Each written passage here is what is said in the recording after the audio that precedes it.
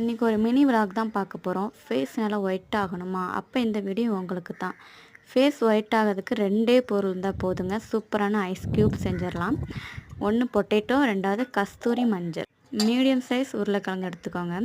அது நல்லா தோல் சீவிட்டு இந்த மாதிரி சின்ன சின்னதாக கட் பண்ணி எடுத்துக்கோங்க. 2 தடவை நல்லா வாஷ் பண்ணிவிட்டு ஒரு மிக்ஸி சாரில் நல்லா பேஸ்ட் மாதிரி அரைச்சி எடுத்துக்கோங்க.